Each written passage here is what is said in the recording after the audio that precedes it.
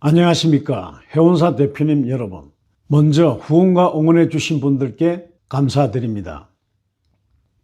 이번 시간에는 확인되지 않은 제보가 언론을 통해 보도되고 그 보도가 인사조치의 근거로 활용되었습니다.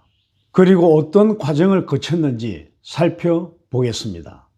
2024년 10월 31일부터 11월 17일까지 보도한 K일보 외 다수 언론사는 경비협회 산하 일부 지방협회장들이 라오스에서 단체 성매매 관광을 했다는 제보 내용을 보도했습니다.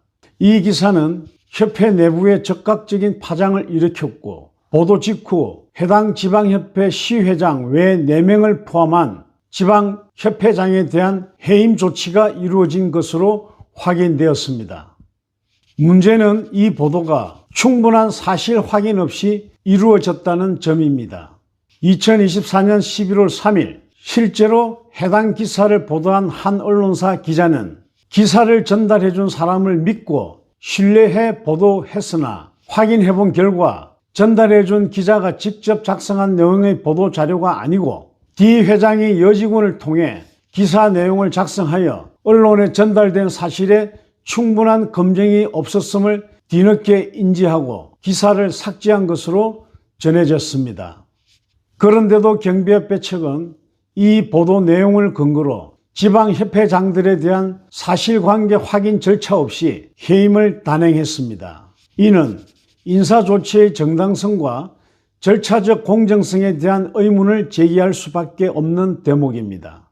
또 한 제보에 따르면 지방협회장 해임 조치 후 D 회장은 25년 4월 공석인 L지방협회에 오모 씨를 회장으로 임명하였습니다. 이 부분도 협회장은 절차상 문제가 없는지 설명이 필요합니다. 더 나아가 협회 내부 관계자에 따르면 해임된 인사들은 협회장이 추진한 괴산 시큐리티 연수원 사업의 대출 과정에 문제를 제기하며 법원에 사실 확인서를 제출했던 인물들이었다고 주장합니다. 한편 사실관계를 묻는 기자에게 전 D지방협회의 시회장은 엄해이며 사실무근이라는 입장을 밝혔습니다. 이외에 D협회장에게 문제를 제기한 전 수석부회장 Y씨와 L지방협회 H회장에게 법률 비용 후원과 임시이사회 참석 등의 이유로 K지방협회 P회장, 중앙회 K부회장, 중앙회 M부회장도 해임 조치가 이루어졌다고 합니다. 이 주장이 사실이라면 문제 제기자에 대한 보복성 인사였는지에 대한 의혹도 피하기 어렵습니다.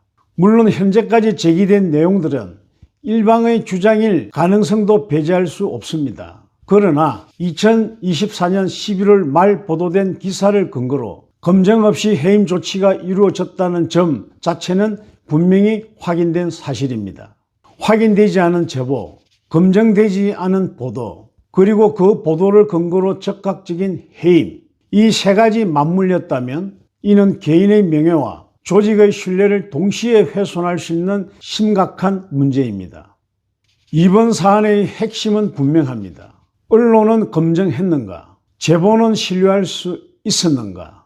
그리고 해임 조치는 정당했는가? 이 질문들에 대한 명확한 답 없이 내려진 결정은 또 다른 갈등과 불신을 낳을 수밖에 없습니다. 저희는 앞으로도 경비협회 의혹에 대해 객관적인 자료와 사실에 근거해 지속적으로 추적하겠습니다. 후원과 응원해 주신 분께 다시 한번 감사드립니다. 시청해 주셔서 감사합니다.